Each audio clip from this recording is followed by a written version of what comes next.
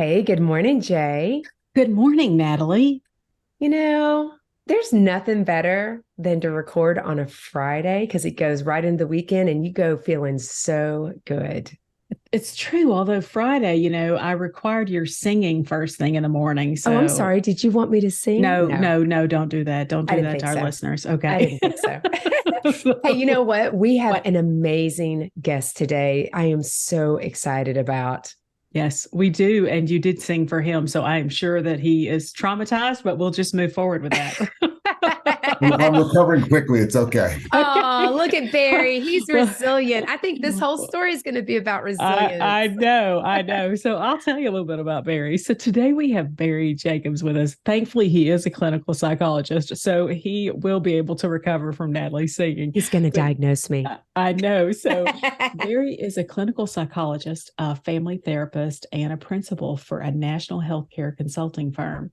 He is a writer and a blogger, and his Mm. caregiving resources through AARP and multiple books, including Meditations for Caregivers and the Emotional Survival Guide for Caregivers, speaks to his experience both professionally and personally. And I have to say, his articles are Mm. fantastic. You will find them a lot of times shared on the sisters' social media. So keep your eyes open for that. Hmm. Barry is a caregiver, though, and he says his first experience at 14, caring for his father, led him to spend his career trying to help other families do a better job managing caregiving than his own family did. He and his wife then cared for elderly parents. And again, he says he learned how families struggle to pull together during challenging times. Barry, we are so happy that Oh you my are here gosh. Oh my because gosh. challenging times, we are ready to learn. Oh We my are ready to get, gosh. we I'm can ready to start hear there his right now. confession. I will say this before we start though. Barry, Yes. your articles are so good. And Yeah, you can they find are. them on LinkedIn. We share them on our pages. They're so good. And I know normally we'd say that at the end, but I've gotten so much from them and they're brief. So they just give me a little teeny bit. They give me enough information. There's a couple of takeaways. So I just really want to thank you for writing because that's a gift. And that's something I know that you share with others. And I love that. So, Barry, thank you for coming on with us. Well, I really appreciate you having me, and thank you so much for the kind words about my articles. That's a labor of love. It means a lot to me to do that. It means a lot to me to get this kind of feedback. So thank you. Yeah, we love it. Go ahead, So Jen. you said at 14, Natalie and I always say, okay, you were born and then. And then, So at 14, you really started caregiving. And I want you to tell us a little bit about that because that you say that started your path because you saw that you mm, wanted things to be done better. So tell us a little bit about that. Sure, JJ. So my dad was a lawyer. He was a litigator, means he would stand in front of the courtroom and speak eloquently and try to convince a jury. My mom was a homemaker, caring for me, and the oldest son, and then my younger brother, who's 3 years younger than me. And then one day we had some friends over. This is when I was around 14, and we were watching TV. And my dad turned to speak to the neighbor, and out of his mouth came a kind of gibberish. There were words, but they didn't make sense. They were what we would call a word salad in psychology. They had pieces of different words that were linked together, but it was impossible to understand what he was trying to say. Yeah. And then he stopped himself, and then he tried to speak again, and the same thing happened. mm, And what was happening at that moment was he had had a brain cancer growing that we were unaware of. He was unaware of until it invaded the language portion of his brain, which is in the left frontal temporal lobe, if you want to know this specifically. But um, that was the start of a really difficult time in my family's life. I mean, my dad mm, went from being fully functional to being what we call aphasic. He couldn't use language anymore, which meant he couldn't be a lawyer, mm, argue in court anymore. And then so he is suddenly home all the time now. My mother has to go to work and work two jobs to try to compensate for my father's lost income. wow. Oh, My grandparents, my father's parents, are coming over every day to sit with him while I'm at school and my brother's at school. And then when we come home from school, my grandparents leave, my brother and I are with my dad until my mom comes home from work. But that was a really tough time. I mean, we're talking about, I'm an old guy. So when I was 14 is a long time ago. Right. People didn't say the word cancer. Mm-hmm. People didn't even like to use the word big C. I mean, cancer was a death sentence then. It's not so now, thankfully. Right. But unfortunately, over the course of the year, my dad got sicker and sicker. He lost ability to see, lost his ability to walk. I mean, he lost, as the cancer spread, he really lost a lot of functioning. Mm-hmm. And unfortunately, what happened in my family was my mother and my father's mother, my grandmother, who had always been, I would say, rivals in a way for my dad's affection. Mm. My grandmother was a very domineering, strong-willed woman who really saw my father as her son, not my mother's husband. Yeah. And my mother and my grandmother fought about everything they could possibly fight about. So they fought about where my dad would get medical treatment and what treatments he had. My grandmother read about an experimental treatment for brain cancer out in California and wanted my mom to move the family out there to give my father the best chance of surviving. Mm-hmm. But my mom, like all of us, had multiple family roles. She was, a wife, but she was also a mother to her own parents who lived not that far away, and had two sons who she didn't want to, take out of their schools and away from their friends. So my mother said no, and my grandmother never forgave her.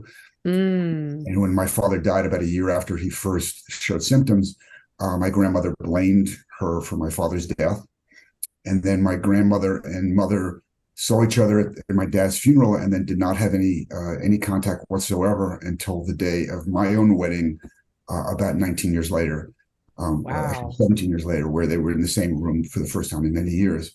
Wow. So what happened is my family fell apart. It was really, really tough dealing with my father's cancer. We had a lot of financial hardship because we lost my dad's income, and my mother was not able to compensate for that, at least right away. But I also lost a lot of my contact with my father's family, my father's parents. Not that I stopped seeing them, I didn't. I continued to see them, but I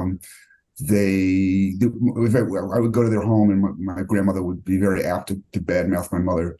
Oh man!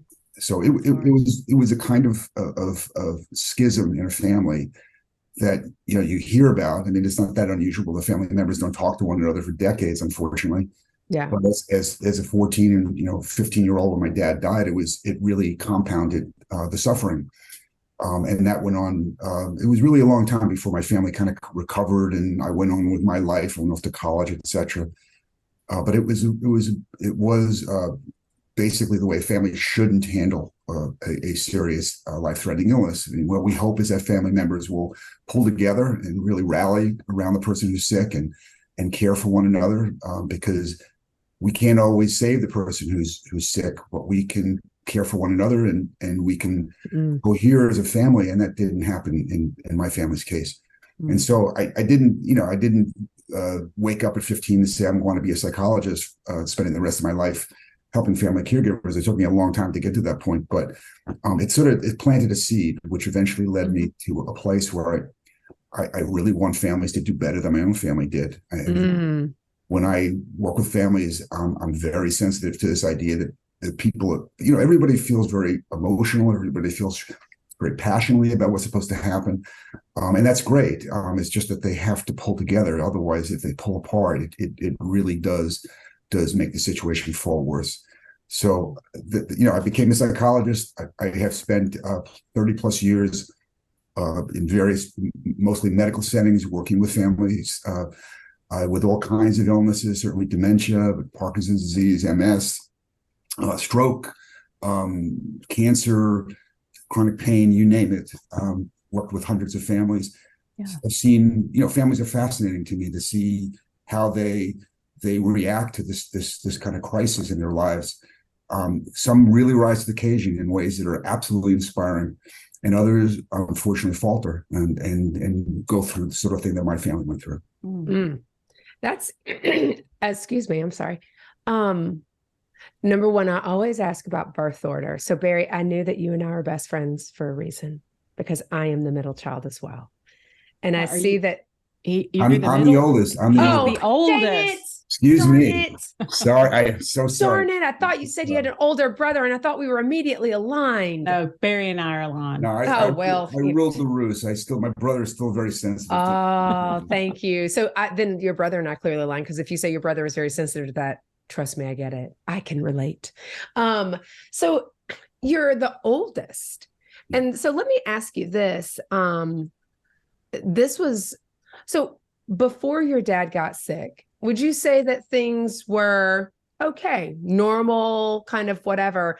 And then you have this stress, because I heard you say, number one, I heard you say a lot in the sense of like, your mom was a caregiver for many people. She was a caregiver for you and your brothers. She was a caregiver for her mother. Then she's a caregiver for your dad.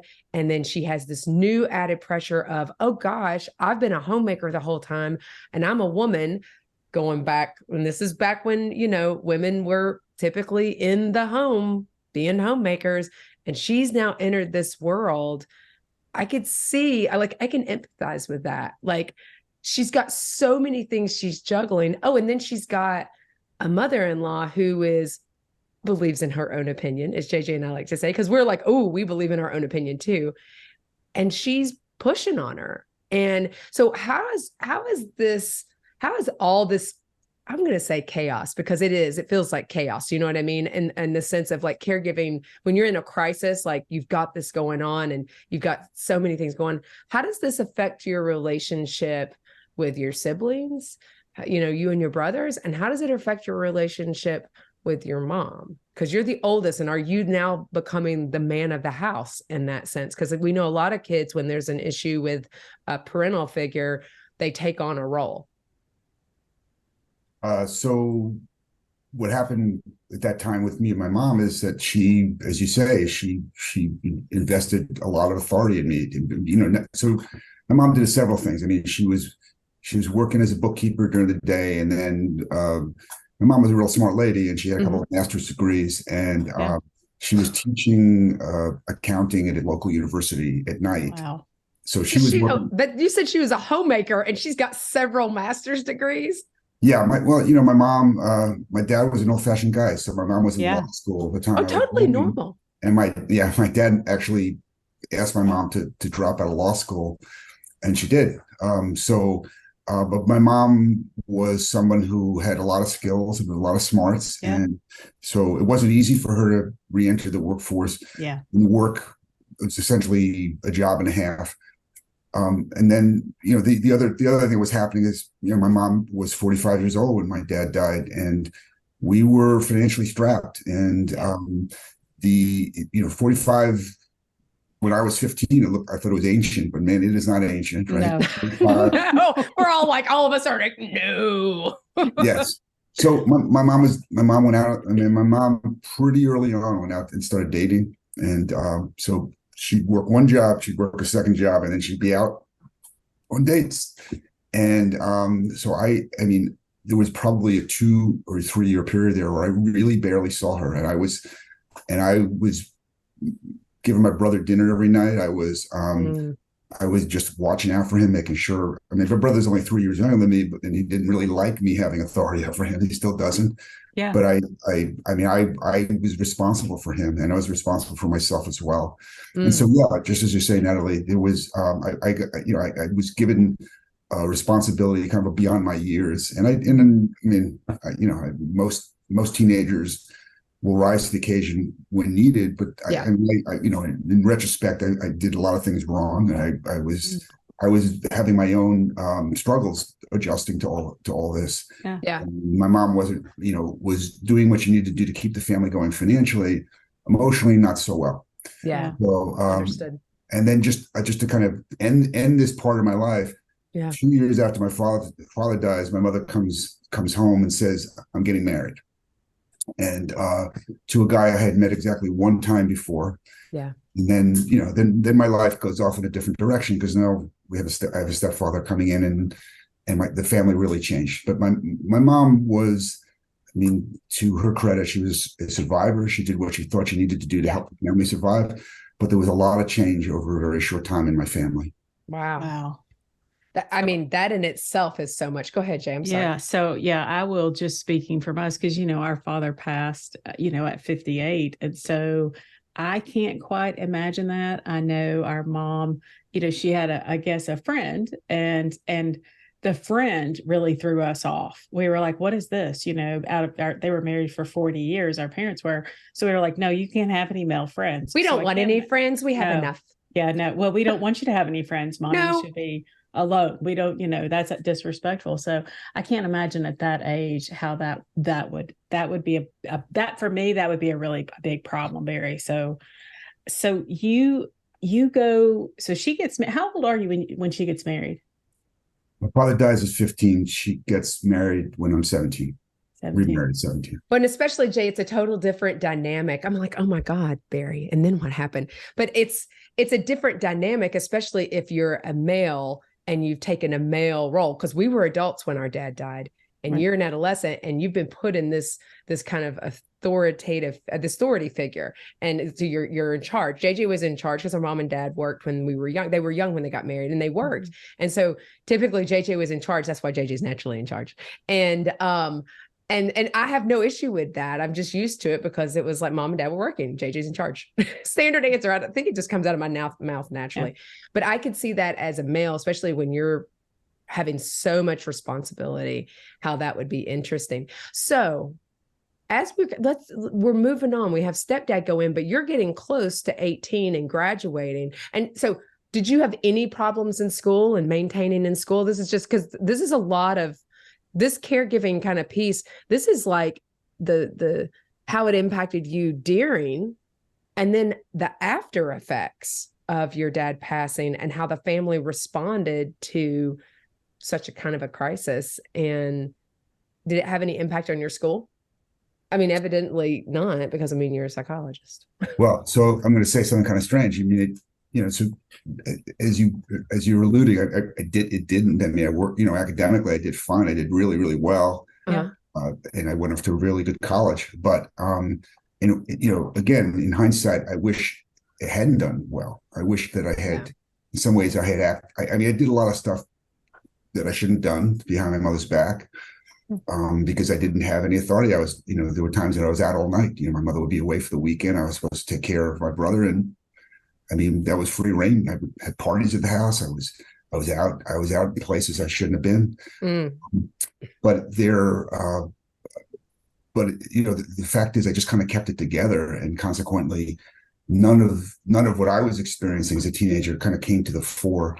Couldn't really talk with my mom about my feelings. Besides which, the message was, we're strong. We're just going to go through this.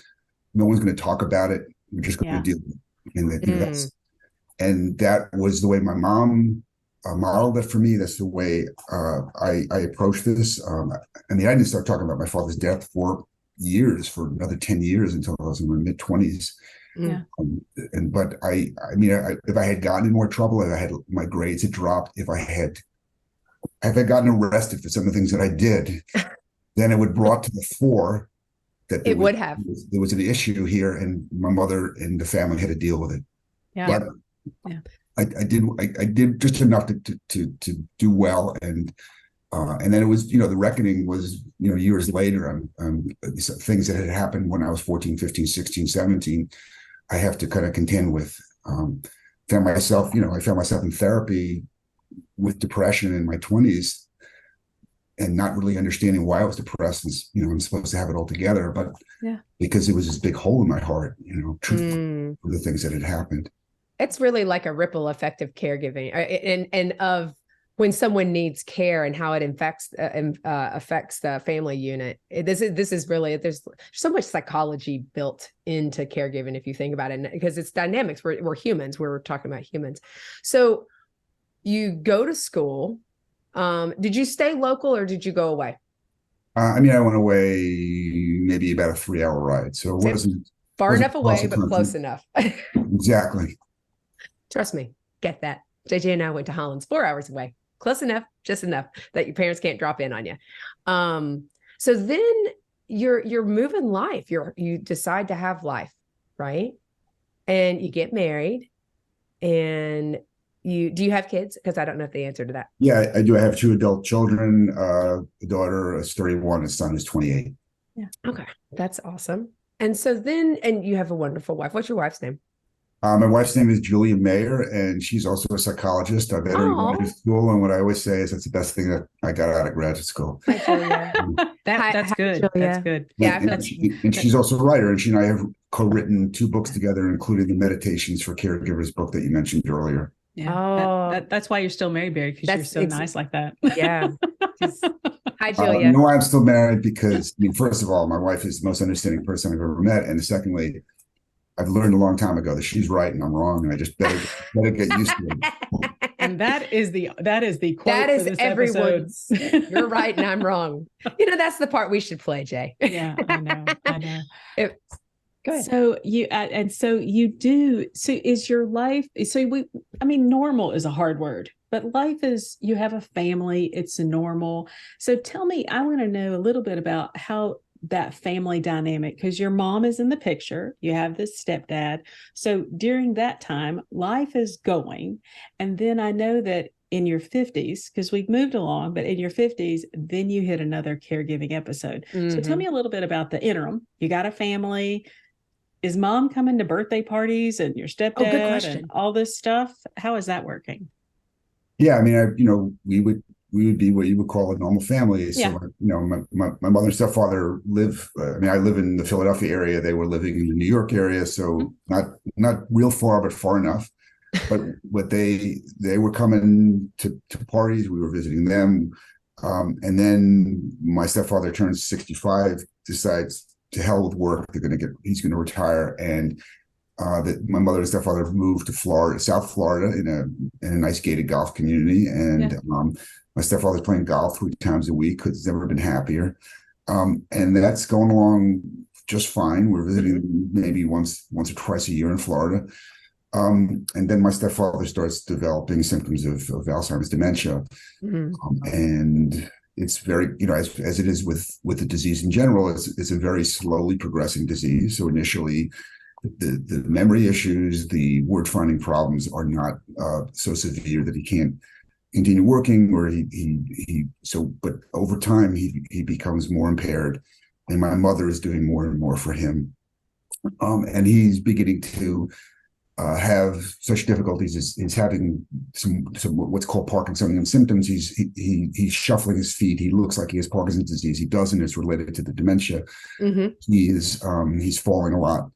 My mother, unrelated to that, has had her own kind of health issues, including very severe knee pain, had a knee replacement surgery, which didn't work out. And so she's trying to handle him physically, as well as trying to calm him down when he gets upset. She's having a tough time. So in 2010, my wife actually made the suggestion. We moved him up from Florida to live in an apartment about a mile from our house in Pennsylvania. And then from 2010 to 2017, when my mom died, my wife and I are very involved in caring for them. And the focus of that initially is my stepfather, because at that point, he has very advanced dementia. And just, so to imagine, they live a mile away, which is, they're not living in my house, which is better for lots of reasons. My stepfather and I didn't get along very well. But there's also lots of steps in my house, and so he couldn't really get up and down the steps very easily. But a mile away means if he falls, I'm getting a phone call and I'm rushing over there and I'm gonna pick him up. And it's just close enough that it's convenient, but it also means that I'm sort of on call all the time. And I'm going over to have dinner with him 3 nights a week. And I work very close to home. So, there are times when I got a call, it's in the middle of my day at work. I was working as a psychologist in a primary care office. And then, my mom says, my stepfather is very agitated. He's making all kinds of accusations. He's saying terrible things about me. Please come over and calm him down. So I leave work and go over, and unfortunately, another symptom of Alzheimer's disease is a lot of paranoia. And my stepfather is saying, kind of ranting about all sorts of things about my mother did this and my mother did that. none of which is true. Right. And then, I show up and my mother unfortunately takes every word my stepfather's saying to heart. Like, it's like knives to the heart. My stepfather is accusing her of ruining his life. And it's like, it's like she can't see this as a manifestation of his disease. She sees this as some sort of personal indictment. And so then I come over and I'm sitting with him and he's cursing at me, and we go through this whole thing, and then what I learned with him was, if I could get him in front of the television, I could turn on the golf channel. That the scenes of these kind of rolling greens, in just the sunshine and these beautiful nature scenes, and these guys hitting golf balls, he would immediately calm down. Wow. So it didn't matter how all the terrible things he was saying. It was like suddenly that was like gone. He was completely immersed in this golf world. Isn't that interesting? And then I run back to work. Yeah, I like that you're running in between work, because I mean, the thing is I think, and JJ experienced this a lot when mom lived in North Carolina, and JJ and mom are super tight. JJ was the oldest, and JJ was, and so mom would need something and be like, Jay, come over here. And it was so convenient and so inconvenient at the same time, in the sense of mom wanted to come over all the time. And it wasn't, I don't say that disrespectfully, but JJ was trying to work. She had a job. And so you're one of the 60% of unpaid caregivers who work a full-time job, and you see clients. So you're in the middle of seeing clients or doing tests or things like that. And I'm assuming that became pretty disruptive for you. It became disruptive in lots of ways. So, fortunately, I will say I had an immediate boss, and I had a health system that I was working for that were highly supportive, and that makes a tremendous difference. And yes. I work with lots of caregivers whose employers are not so supportive, and people don't even want to tell their employers that they're a caregiver, because they're afraid that it's going to somehow be counted against them when it comes to promotions and raises and responsibility. So I didn't face any of that, but yes, it was very disruptive. I mean, there were times, not only did I go over in the middle of the day, but I would be taking them to doctor's appointments all the time, and there were a lot of them, right? And I had in mind, like, I'm going to get him up really early this morning. We're going to jump in the car. We're going to speed over to the doctor's office. We're going to get through the appointment, home, drop him off. I'll go back to work. Wrong. We're laughing at that because we've been there, and it goes you're thinking, I'm going to be here. Here's the thing. We'll go an hour before it's time to leave. Nope. And you're always rushing. Like, it's so fast in that sense. Yeah. And what that's like that. I mean, it's first of all, it's like, I got to put the brakes on. I got to like slow myself down. Like, got to go from fifth gear to first gear. Yep. And then my mother, no matter how patient I try to be, my mother's saying to me, you're rushing me. You're making me nervous. Leave me alone. Right. It's like, we've got to get going here.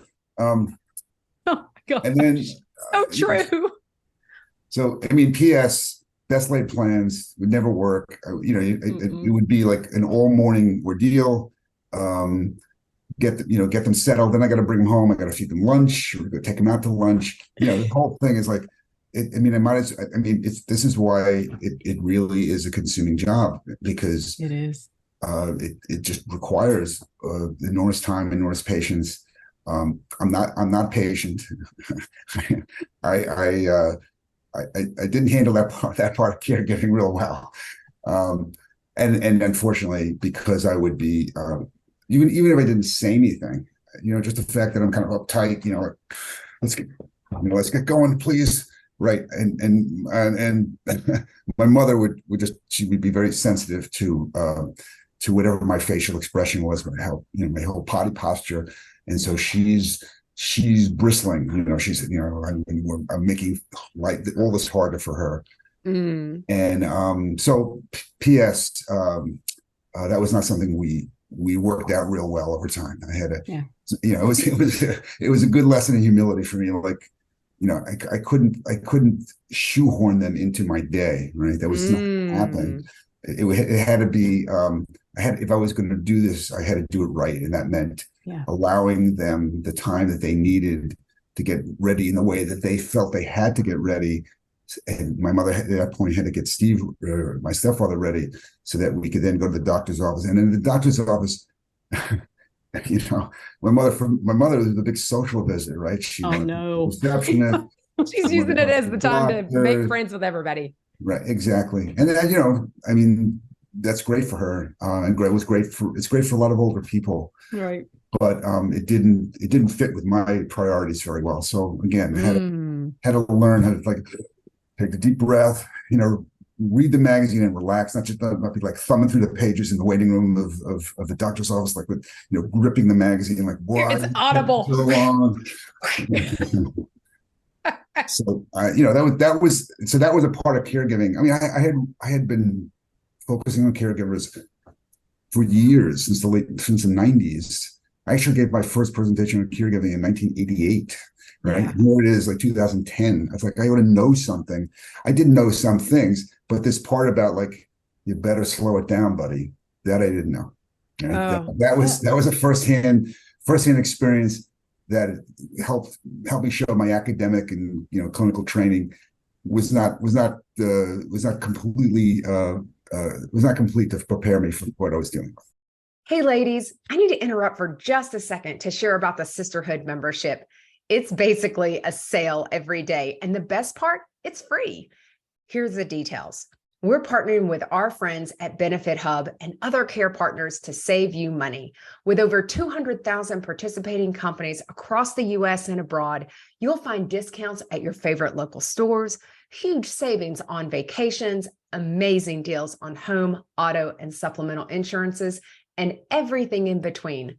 Go to confessionsofareluctantcaregiver.com to sign up, and then definitely tell your friends about it. They can join too. Trust me, there's a discount for everyone. And don't forget, it's free. Okay, back to confessing.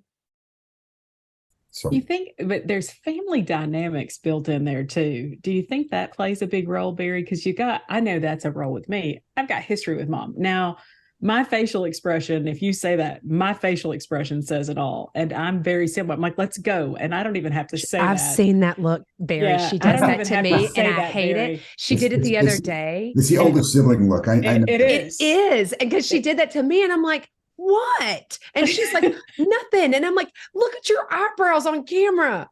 That hurts my feelings. But do you think, because I know that family dynamics play a lot with my relationship. Do you think that history played a lot with the way that she reacted, but also the way you reacted? I mean, for sure. So to your point, JJ, I mean,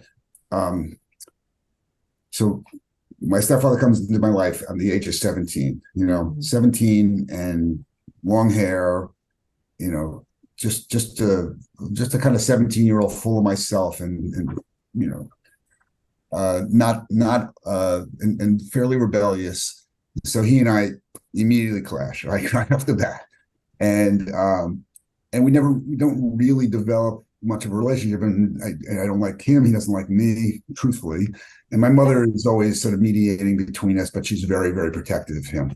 So here too, in this part of the caregiving, when my stepfather is still in the apartment, my mother, I'm trying to push them along, and my mother is very protective of him, and so, and then that kind of brings up all kinds of feelings for me, and we're getting deep into my psychology here, but I mean, I was very resentful of my mom about the way she handled my father's death, and then how, frankly, she disappeared for a few years. And came home with a guy who I didn't barely know, and said, "This is your new this is your stepfather." Ta-da! You've got a new dad. Well, fortunately, she didn't say that, because I don't think. Yeah, but I mean, I would have tolerated that at that point. But she said, "I'm getting married. Here's my new husband." Yeah, so, but that's different, Barry. You've been in charge.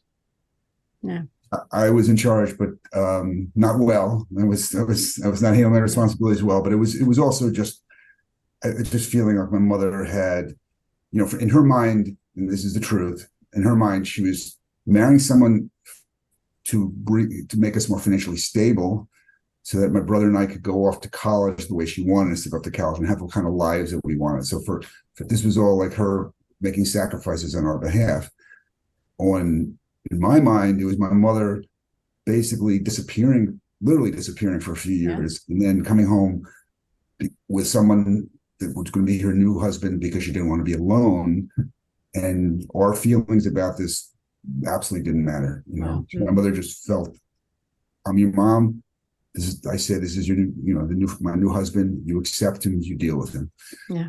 And she felt entitled to that from us, even though I was very resentful. And so those are dynamics that never really got worked out very well in our relationship, unfortunately. And then I'll take my part of that. But to kind of skip to the end here of the caregiving, my stepfather winds up in a nursing home. I'm taking my mom up to the nursing home several times a week so she can visit him. But then my stepfather dies, and my mother develops her own dementia. And so, so the dynamics change again. The stepfather's out of the picture, and now it's, I'm taking care of my mom, and all those old feelings are kind of bubbling in the surface, and I'm trying to do a good job.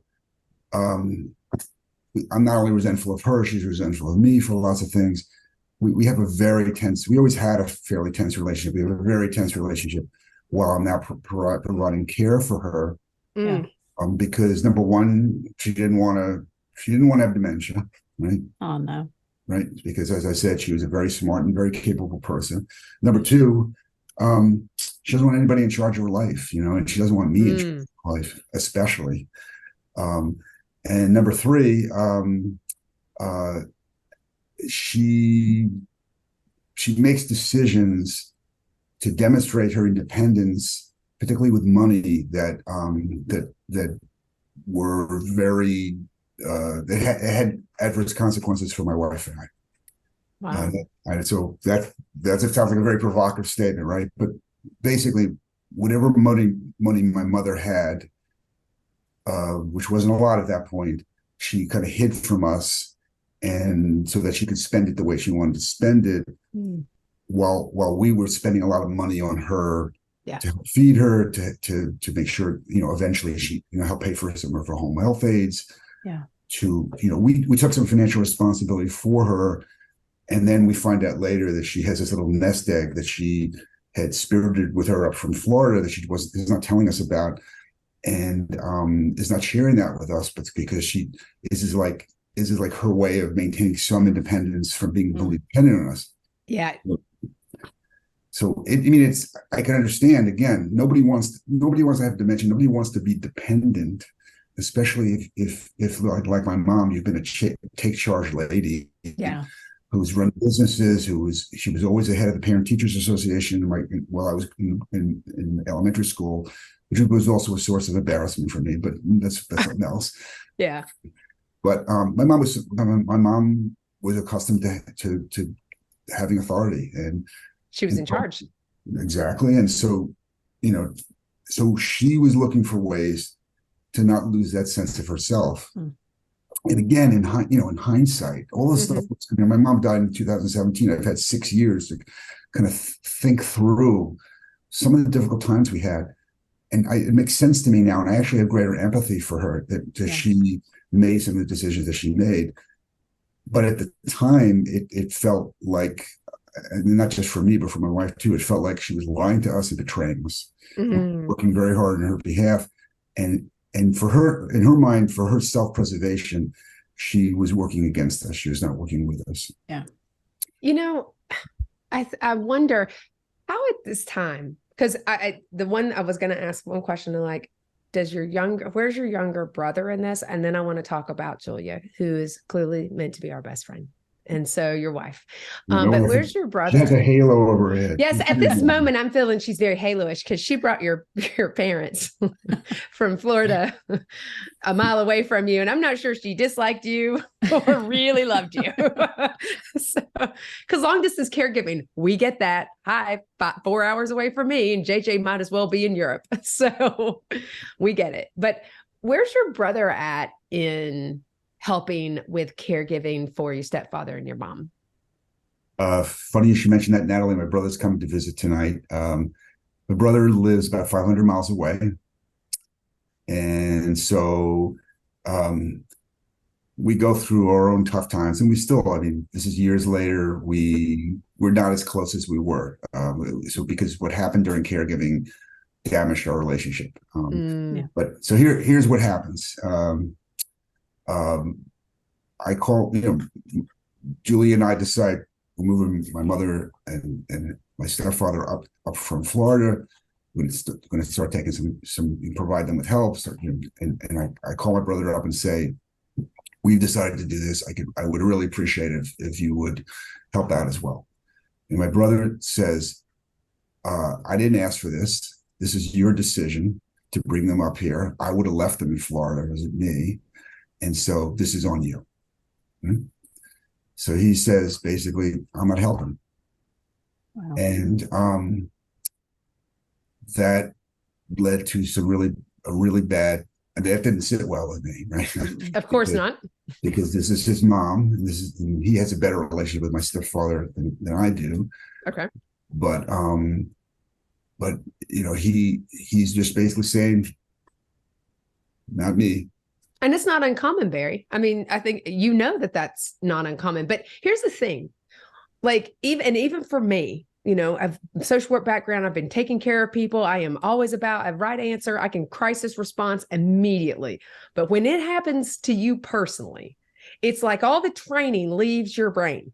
Like it's like you're using a part of your brain that I don't even think's inside your body. And so through all, like what and your past experiences and all that kind of stuff, it, but that doesn't mean that you just willingly accept it. It's part of my own reluctance, to be honest with you.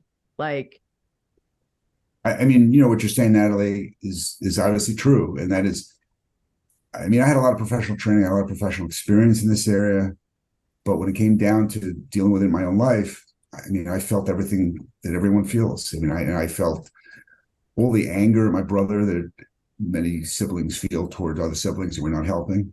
Yeah.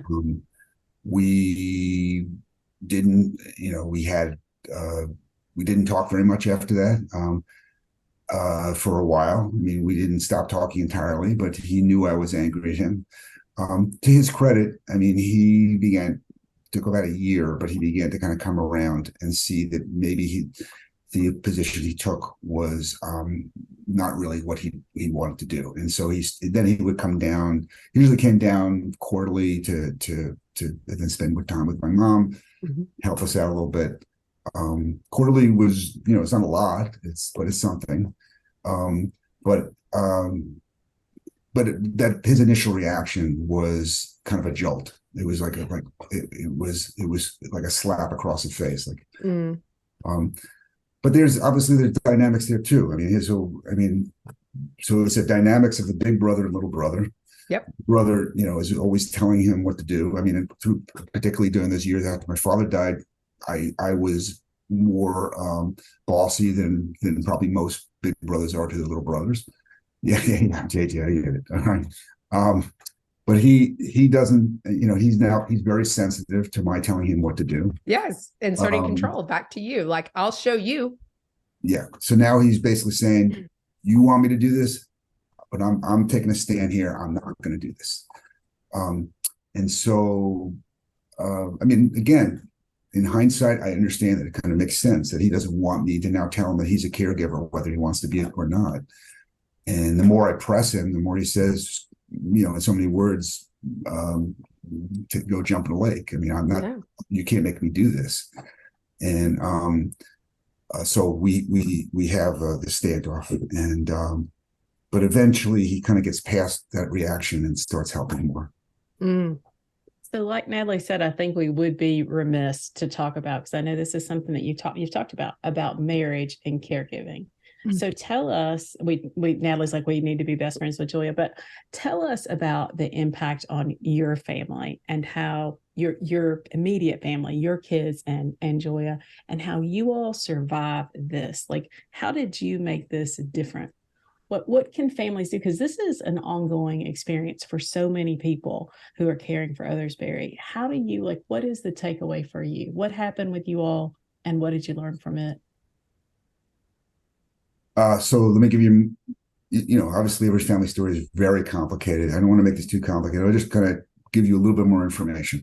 So 6 months before we moved my mother and stepfather off with Steve, uh, the 3 years prior to that, we had been taking care of her parents. Oh. So it was not the same kind of caregiving because we were doing them more long distance. Her family was up in New York. She was going to New York every other weekend, spending the weekend taking care of them. That went on for a while. But we've already been discussing caring for her parents, caring for my parents.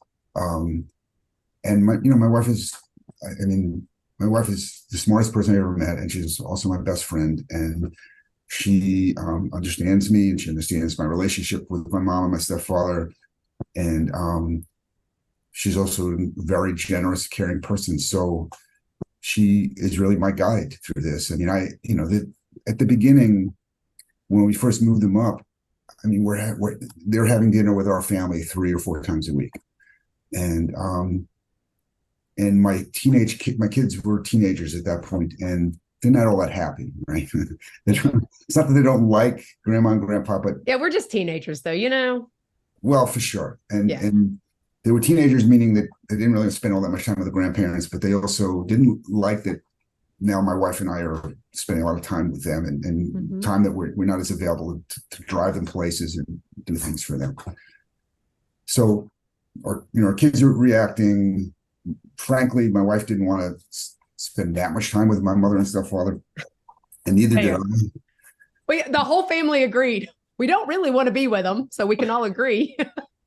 But I sort of felt like, well, I'm supposed to do this, right? Exactly. They don't know anybody in Pennsylvania. They are, they're kind of malnourished. They weren't really eating real well before we brought them up, for a lot of reasons. And so when we're feeding them, we're kind of nurturing them. I sort of felt like I was supposed to do this, but I'm also, it's just agonizing, frankly, to be picking them up, to be bringing them to the house, to be feeding them, to be bringing them back. It's like I'm tucking them in at night. I don't really want to do this much. And so my wife, one of the first things she basically is able to say to me is, you're being driven by guilt, and you don't have to do this much. There's no requirement that you have to feed them 4 nights a week, right, or 3 nights a week. That you're making these rules for yourself, which are not based in anything. And hearing my wife say that was sort of like, okay. She gave you permission. Yeah, she gave me permission. And then we continued to see them often, but not 4 nights a week. And that was that helped. There were other times where interestingly, everyone in my family is very oppositional to me. I can't imagine why. My brother is oppositional. My mother is oppositional toward me. I can't say to my mom, let's go to this doctor on this day. No, she's going to tell me, no, we're not going to go there that day. We're going to go here. We're going to go to this another doctor another day. All right. But my wife has a different relationship with my mother, right? And so it's not even that they're that close, but there just isn't that there's not that history. So my wife could become the point person with my mom and basically say, Gene, could you do this for us? It would be easier for us if we did it this way. My mother would say, well, for you, Julia, I'll do it. Right? For that guy, my oldest son there, maybe not. But for you, Julia, I'll do it. So she becomes kind of the ambassador, working her diplomatic magic with my mother, which was a big help. In addition to just being somebody who would just talk with me about these things, be a sounding board, try to solve problems together. My wife was fantastic. And to specifically answer your question, JD, your original question about marriage, lot of marriages are weakened by the experience of having to care for a family member or an older adult. My marriage was strengthened. I mean, I came away from that I was just in awe of my wife, that she can help me as much as she did. This went on, I mean, we're talking about a lot of years here, from 2010 to the time we brought them up from Florida to 2017, when my mom finally dies. This is really taking a big chunk out of our life. We're not able to go on vacation really very much, very far, because we never know when we'll get a phone call.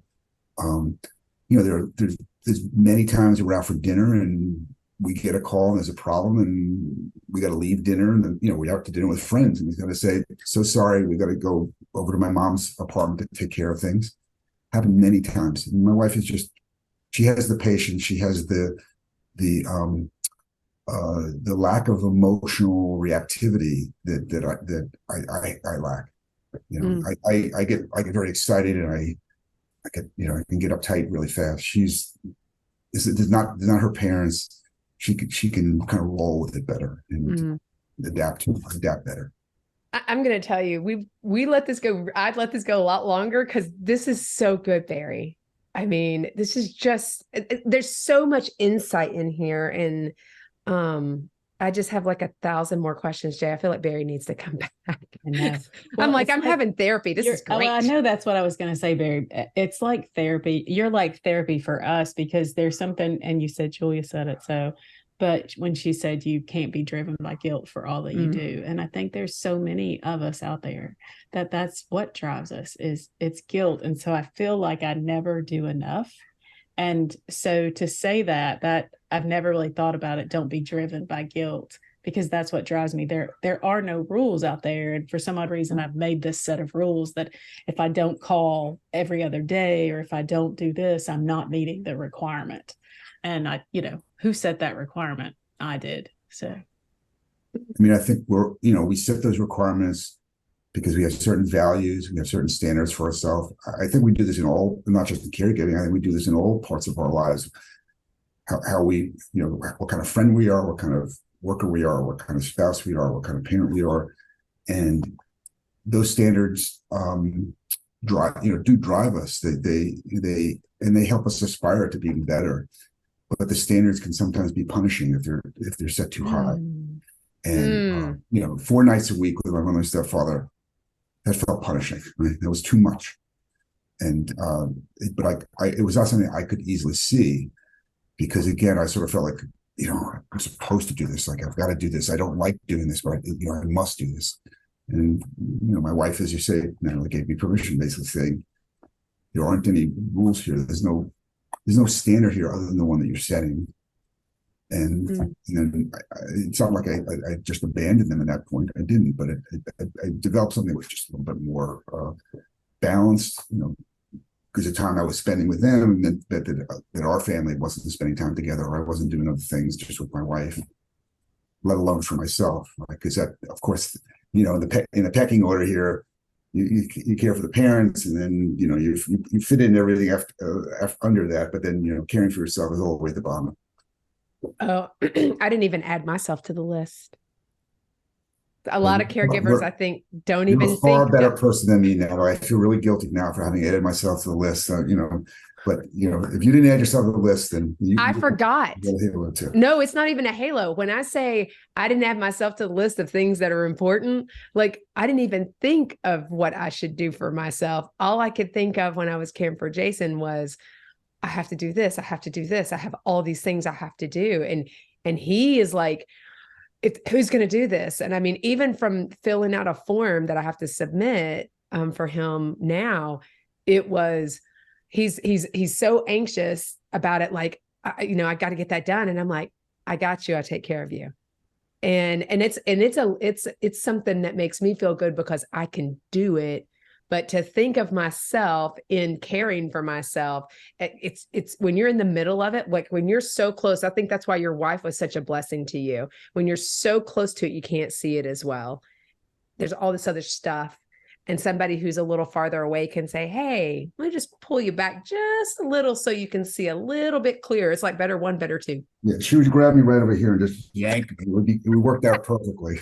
I wish people who were listening to this could see you just jank the back of his neck. That's great.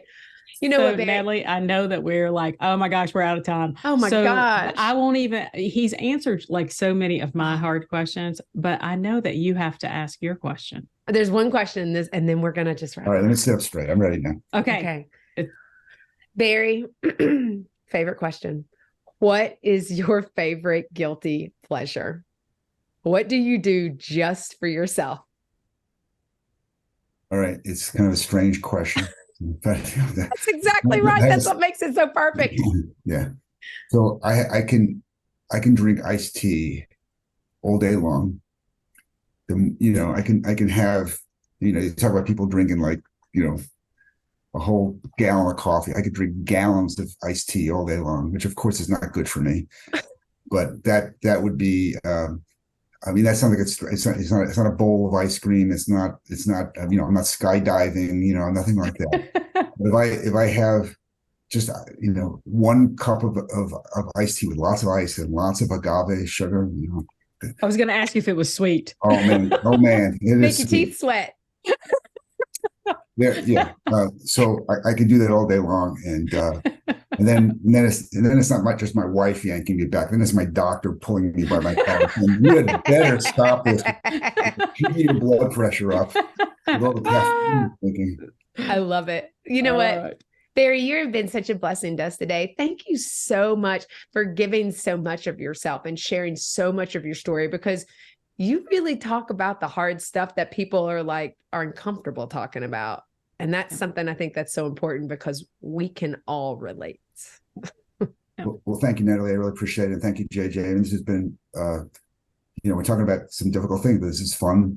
Especially, I got to say, because I'm not in the middle of it, it's so much easier to talk about it. In the middle of it, just as you were saying, it's like I'm feeling the walls closing in, and I don't have that perspective. It's taken a long time to get the perspective, and not just talk about how difficult it is, but also realize that I did some good things. I mean, it's not all just like one big morass of guilt. It was hard, but I'm really glad to have done it, which is mostly what caregivers say at the end of the day. They look back and they say, this was really hard, but pat on the back. I did the best I could. And I'm glad that I did it. And I learned a lot from it. And I certainly learned a lot from the years that I did this. Man, you can't wrap this up any better. Okay. Thank you so much. Thank you so much. And thank you for listening, and check out Barry's articles and his books. We'll have everything in the show notes for you. Check it out. You will be blessed by it. Guys, thank you so much. And until we confess again, we'll see you next time.